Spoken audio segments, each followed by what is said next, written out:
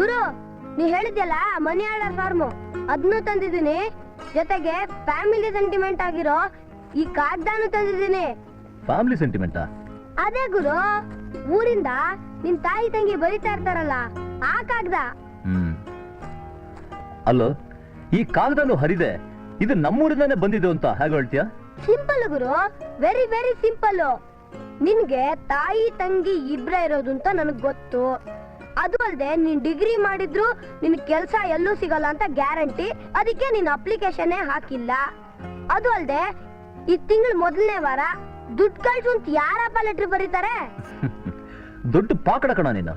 ಎಲ್ಲ ನಿನ್ ಸವಾಸನೆ. ಅಲ್ಲ ಗುರು, ನೀನೇ ನಮ್ಮ ಅಪ್ಪ ಆಗಿದ್ರೆ ಎಷ್ಟೋ ಚೆನ್ನಾಗಿರ್ತಿತ್ತು. ದಿಕ್ಕಿಲ್ ಪರದೇಶಿ ಆಗ್ಬಿಟ್ನಲ್ಲ. ನೀನ್ ದಿಕ್ಕಿಲ್ದ ಪರದೇಶಿ ಅಂತ ಯಾವ ನನ್ ಮಗನ ಹೇಳಿದವನು? ನಾನು ನೀನ್ ಚೆನ್ನಾಗಿ ನೋಡ್ಕೋತಾ ಇಲ್ವಾ? ಚೆನ್ನಾಗಿ ನೋಡ್ಕೋತಿದ್ಯಾ ಗುರು, ಯಾರಿಲ್ಲ ಅಂತ ಹೇಳಿದ್ದು. ಆದ್ರೆ ಸುಳ್ಳು ಸಾಕ್ಷಿ ಹೇಳಿ ಚಿಲ್ಲರೆ ಕೆಲಸ ಮಾಡ್ಕೊಂಡು ಬದುಕ್ತಿರೋ ನಿನ್ಗೆ ನಾನ್ ಭಾರ ಆಗ್ತಿದ್ದೀನಲ್ಲ ಅಂತ. ಲೋ ಚೋಟು, ಟೋಟಲ್ ಆಗಿ ವೆಯ್ಟ್ ಹಾಕಿದ್ರೆ ನನ್ನ ಮಗ 25 kg ಇಲ್ಲ. ನೀನ್ ಯಾವ ಬರೋಣ ನನಗೆ? ಸುಮ್ಮನೆ ತಲೆ ಕೆಡಿಸ್ಕೋಬೇಡ, ತಗೋ. ನಿನಗಿಷ್ಟ ಬಂದಿದ್ದ ಹೋಟೆಲ್ಗೆ ಹೋಗಿ ಸಖತ್ತಾಗಿ ತಿನ್ಬಾ. ಥ್ಯಾಂಕ್ ಯು ಗುರು.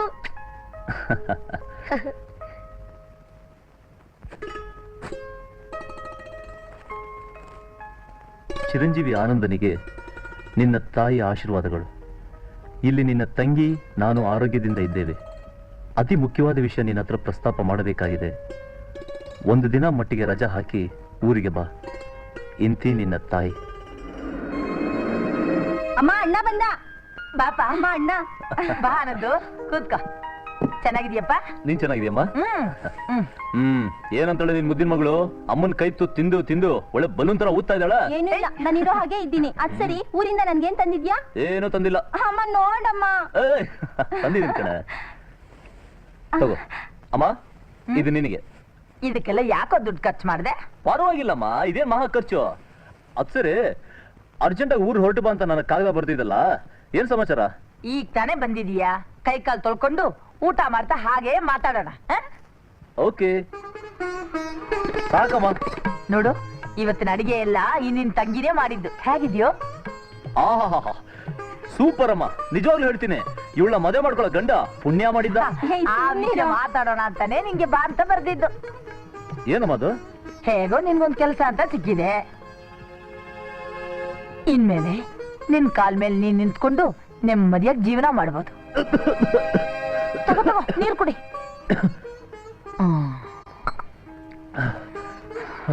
ನಿನ್ ತಂಗಿ ಬೇರೆ ಬೆಳೆದ್ ನಿಂತಿದ್ದಾಳೆ. ಅವಳಿಗೊಂದ್ ಮದ್ವೆ ಮಾಡಿದ್ರೆ ಬಾರ ಕಳೆದಾಗೆ. ಈಗೇನಮ್ಮ ಅಂತ ಅವಸರ? ಅವಸರ ಅಲ್ಲ ಕಣೋ. ಹಾಸನದಿಂದ ವರನ್ ಕಡೆಯವರು ಬಂದು ಹುಡುಗಿ ನೋಡಿ ಒಪ್ಕೊಂಡು ಹೋಗಿದ್ದಾರೆ. ಬೇಗ ಮದ್ವೆ ಮಾಡ್ಕೊಡಿ ಅಂತ ಅವರೇ ಹೇಳಿದ್ದಾರೆ. ಎಷ್ಟೋ ತಂದೆ ತಾಯಿಗಳು ತನ್ನ ಮಕ್ಕಳು ಮದುವೆ ಮಾಡಕ್ಕಾಗದೆ ಒದ್ದಾಡ್ತಿದ್ದಾರೆ. ಅಂತದ್ರಲ್ಲಿ ಇಂಥ ಸಂಬಂಧ ಸಿಕ್ಕಿರೋದು ನಿನ್ ತಂಗಿ ಅದೃಷ್ಟ ಕಣೋ. ಬೀಗರಂತೂ ತುಂಬಾ ಒಳ್ಳೆಯವರು. ಈ ಸಂಬಂಧ ತಪ್ಪಿದ್ರೆ ಮತ್ತೆ ಇಂಥ ಅವಕಾಶ ಸಿಗೋದಿಲ್ಲ. ಅದ್ದೂರಿಯಾಗಿ ಮದುವೆ ಮಾಡಕ್ಕಾಗ್ದಿದ್ರು ನಮ್ ಯೋಗ್ಯತೆಗೆ ಮೀರಿ ಮದುವೆ ಮಾಡ್ಕೊಡ್ಬೇಕು. ಅದಕ್ಕೆ ಬೇಕಾಗಿರೋ ಹಣ ಹೊಂಚ್ಕೊಳ್ಳೋ ಜವಾಬ್ದಾರಿ ನಿನ್ ತಲೆ ಮೇಲಿದೆ. ನಮಸ್ಕಾರ ಸರ್. 52 kg ತೂಕ. ಇದು ಓಡುತ್ತೆ.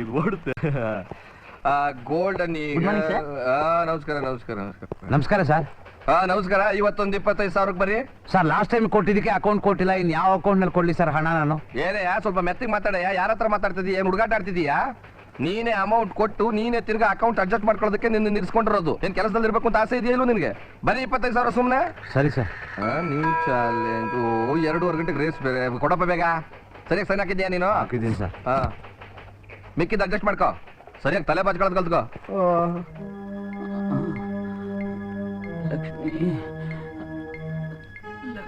ಅಣ್ಣ, ದುರ್ಗಾ, ಲಕ್ಷ್ಮಿ, ನನ್ನ ಮಗಳು ಲಕ್ಷ್ಮಿ ಬಂದ.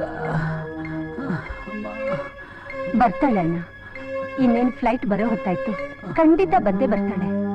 ಡಾಕ್ಟ್ರೆ, ರಘುನಾಥ್ ರಾಯ ನನ್ನ ಆತ್ಮೀಯ ಸ್ನೇಹಿತ. ಅವನ್ನ ಹೇಗಾದ್ರು ಮಾಡಿ ಕಾಪಾಡಿ. ನೋಡಿ ವಿಶ್ವನಾಥ್ ರಾಯರೇ, ರಘುನಾಥ್ ರಾಯರು ಲಕ್ಷ್ಮಿ ಅಂತ ಕನ್ವರ್ಸ್ತಾ ಇದ್ದಾರೆ. ಆದಷ್ಟು ಬೇಗ ಲಕ್ಷ್ಮಿ ಕರೆಸಿ ಕೊನೆಗಳಿಯಲ್ಲಿ ಮುಖ ಆದ್ರೂ ನೋಡ್ಬೋದು. ಆಮೇಲೆ ನಾವೇನೂ ಮಾಡೋಕ್ಕಾಗಲ್ಲ. ಅಯ್ಯೋ ಕಾಯಿಲೆ ಇರೋದೇ ಮನುಷ್ಯರಿಗೆ ಬರೋದಕ್ಕೆ ನೀವು ಬೇಜಾರು ಮಾಡ್ಕೊಂಡು ಅಣ್ಣ ಬರ್ತಾಳೆ ಅಣ್ಣ, ಸಮಾಧಾನ ಮಾಡ್ಕೊಳ್ಳಿ. ಅಯ್ಯೋ ಡಾಕ್ಟರ್, ನಮ್ಮ ಅಣ್ಣ ನೀವೇ ಉಳಿಸ್ಬೇಕು. ಪೇಷಂಟ್ ಡಿಸ್ಟರ್ಬ್ ಮಾಡಬೇಡಿ, ದಯವಿಟ್ಟು ಆಚೆ ಹೋಗಿ ಪ್ಲೀಸ್. ಹೋಗಿ. ಅಲ್ಲಿ ಕೊರಗ್ತಿದ್ರೆ ನೀನು ಹೇಳ್ತಾ ಇದ್ದೇನೆ, ಸುಮ್ಮನೆ ನಡಿಯಪ್ಪ ನೀನು ಒಳ್ಳೆ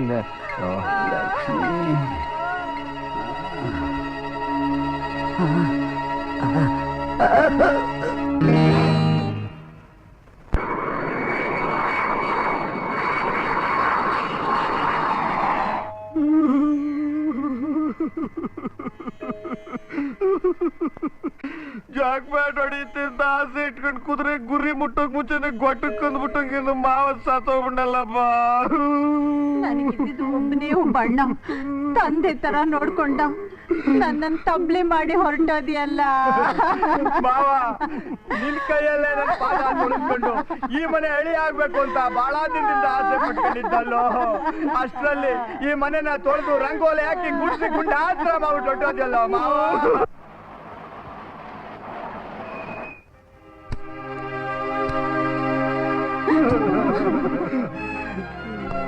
ಲಕ್ಷ್ಮಿ,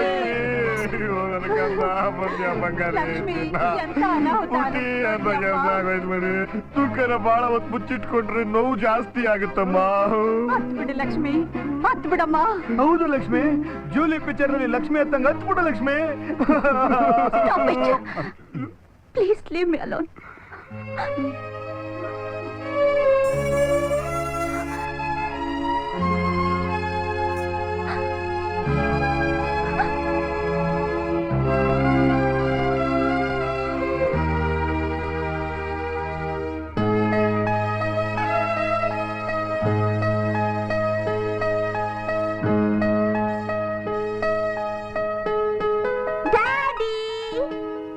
ಬಾಮ್ಮ ಬಾ.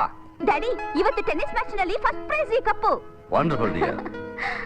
ನೀನು ಇಂಥ ಒಂದು ಸಂತೋಷ ಸುದ್ದಿ ಹೇಳಿದ್ದಕ್ಕೆ ನಾನು ನಿನಗೊಂದು ಸಂತೋಷ ಸುದ್ದಿ ಹೇಳಬೇಕು ಅಂತ ಇದ್ದೀನಿ. ಏನ್ ಡ್ಯಾಡಿ? ಏನಂದ್ರೆ ನೀನ್ ಈ ಸಾರಿ ಸ್ಟೇಟ್ಗೆ ಫಸ್ಟ್ ರ್ಯಾಂಕ್ ಬಂದಿದೀಯಾ. ಹ್ಯಾಂಗ್ ಗೊತ್ತಾಯ್ತು ಡ್ಯಾಡಿ? ಕನಸು ಬಿದ್ದಿತ್ತು. ಹೇಳಿ ಡ್ಯಾಡಿ. ನಿಮ್ಮ ಪ್ರಿನ್ಸಿಪಾಲು ನನಗೆ ಫೋನ್ ಮಾಡಿದ್ರು. Thank you daddy, thank you very much. ಅಷ್ಟು ಹೇಳಿದ್ರೆ ಸಾಲದಮ್ಮ. ಬಾ, ನೀನು ಇನ್ನು ಚೆನ್ನಾಗಿ ಓದಬೇಕು. ಓಕೆ. ಚೆನ್ನಾಗಿ ಓದಿ ಅಮೆರಿಕಕ್ಕೆ ಹೋಗ್ಬೇಕು. ಓಕೆ. ಅಲ್ಲಿ MBA ಪಾಸ್ ಮಾಡಬೇಕು. ಓಕೆ. ಆಮೇಲೆ ಕರ್ನಾಟಕಕ್ಕೆ ಬಂದು ದೊಡ್ಡ ಬಿಸಿನೆಸ್ ಮ್ಯಾಗ್ನೆಟ್ ಆಗಬೇಕು. ಓಕೆ. ಆಮೇಲೆ 100 ಜನ ನಿರುದ್ಯೋಗಿ ಪದವೀಧರರಿಗೆ ಕೆಲಸ ಕೊಡಬೇಕು. ಓಕೆ. ಎಲ್ಲದಕ್ಕಿಂತ ಮುಖ್ಯವಾದ ವಿಷಯ ಏನು ಗೊತ್ತಾ? ನಾನು ನಿನಗೆ ಒಬ್ಬ ಶ್ರೀಮಂತ ಹುಡುಗನ ನೋಡಿ ಮದುವೆ ಮಾಡಬೇಕು. ನೋ ಡ್ಯಾಡಿ, ಮದುವೆ ಮಾತೇ ಇಲ್ಲ. ಆ ವಿಷಯ ಎತ್ತಬೇಡಿ ಅಂತ ಎಷ್ಟು ಸಾರಿ ಹೇಳಿದೀನಿ. ಹಾಗಂದ್ರೆ ಹೇಗಮ್ಮ? ತಂದೆಯಾಗಿ ನಾನು ನನ್ನ ಕರ್ತವ್ಯ ನಿರ್ವಹಿಸದೇ ಇದ್ರೆ ನನ್ನ ಮನಸ್ಸಿಗೆ ಶಾಂತಿ ಸಿಗುತ್ತಾ? Please daddy, for heavens sake stop that matter. All right. ನೀನು ಮೊದಲು ಅಮೆರಿಕಕ್ಕೆ ಹೋಗಿ MBA ಪಾಸ್ ಮಾಡ್ಕೊಂಡು ಬಾ. ನಾನು ಅದವರೆಗೂ ಕಾದಿರ್ತೀನಿ.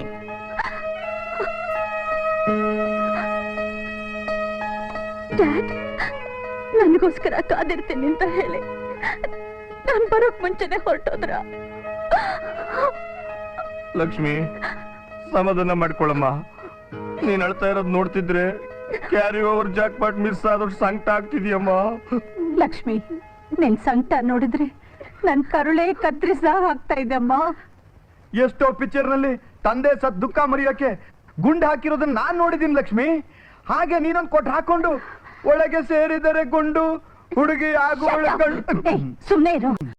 ಲಕ್ಷ್ಮಿ, ಒಂದು ವಿಷಯ ಅಮ್ಮ. ನಮ್ಮಣ್ಣ ಸಾಯೋಕ್ ಮುಂಚೆ ಬಿಲ್ ಬರೆದಿದ್ದಾರಂತೆ. ಅದರಲ್ಲಿ ಏನ್ ಬರೆದಿದ್ದಾರೆ ಅಂತ ಓದಿ ತಿಳಿಸೋಕೆ ಲಾಯರ್ ವಿಶ್ವನಾಥ್ ನಾಳೆ ಬರ್ತಿದಾರಮ್ಮ.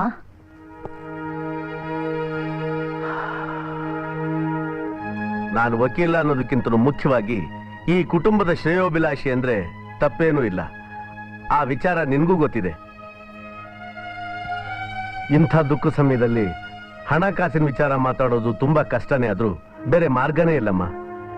ನಿನ್ನನ್ನ ತೊಟ್ಲಿಗೆ ಹಾಕೋದ್ರಿಂದ ಹಿಡಿದು ವಿಮಾನದ ಮೆಟ್ಲು ಹತ್ಸೋವರೆಗೂ ನಿನ್ನ ಭವಿಷ್ಯದ ಬಗ್ಗೆ ನಾನು ನಿಮ್ ತಂದೆ ತುಂಬಾ ಡಿಸ್ಕಸ್ ಮಾಡಿದ್ವಿ. ಅವರ ಆದೇಶದ ಪ್ರಕಾರ ಈ ವಿಲ್ ಓದೋದಕ್ಕಿಂತ ಮುಂಚೆ ಈ ಪತ್ರ ಓದಬೇಕಂತೆ. ಓದ್ಲಮ್ಮ? ಇತ್ತೀಚೆಗೆ ಆದ ಕೆಲವು ಘಟನೆಗಳ ದೆಸೆಯಿಂದ ನನ್ನ ಮಗಳಾದ ಲಕ್ಷ್ಮಿಯಲ್ಲಿ ದೊಡ್ಡ ಬದಲಾವಣೆ ಆಗಿದೆ. ಅವಳಿಗೆ ಗಂಡಸರ ನೆರಳು ಕಂಡರೆ ಆಗದಷ್ಟು ದ್ವೇಷ ಉಂಟಾಗಿದೆ. ಆದರೆ ನನಗೆ ವಂಶೋದ್ಧಾರಕ ಇಲ್ಲದಿರುವುದರಿಂದ ಅವಳೇ ನನ್ನ ಸರ್ವಸ್ವ. ಅವಳು ಮದುವೆ ಮಾಡಿಕೊಂಡು ನನ್ನ ವಂಶವನ್ನು ಮುಂದುವರಿಸಬೇಕು, ಅವಳು ಸುಖವಾಗಿ ಬಾಳಬೇಕೆನ್ನುವ ನನ್ನ ಕನಸಿಗೆ ಆಘಾತ ಅಡ್ಡವಾಗಿದೆ. ಮದುವೆ ವಿಷಯದಲ್ಲಿ ಅವಳ ಮನಸ್ಸನ್ನು ಪರಿವರ್ತಿಸಲು ಕಳೆದ 1-2 ತಿಂಗಳಲ್ಲಿ ನಾನು ವಿಶ್ವ ಪ್ರಯತ್ನ ಮಾಡಿದೆ, ಪ್ರಯೋಜನವಾಗಲಿಲ್ಲ. ಆದ್ದರಿಂದ ಈ ಕೆಳಗಿನ ಷರತ್ತುಗಳನ್ನು ಹಾಕಿರುತ್ತೇನೆ. ಈ ಪತ್ರವನ್ನು ಓದಿದ ತಕ್ಷಣ ನನ್ನ ಮಗಳು ಲಕ್ಷ್ಮಿ ಮದುವೆ ಮಾಡಿಕೊಳ್ಳತಕ್ಕದ್ದು. ಆಗಲೇ ಈ ಸಮಸ್ತ ಆಸ್ತಿಗೆ ವಾರಸುದಾರಳಾಗುತ್ತಾಳೆ. ಅಲ್ಲದೆ ಮದುವೆ ಮಾಡಿಕೊಂಡ 30 ದಿನಗಳ ನಂತರ ವಿಲ್ಲನ್ನು ಒಡೆದು ಓದಲಾಗುತ್ತದೆ. ಇದೇ ನನ್ನ ಕೊನೆಯ ಆಸೆ.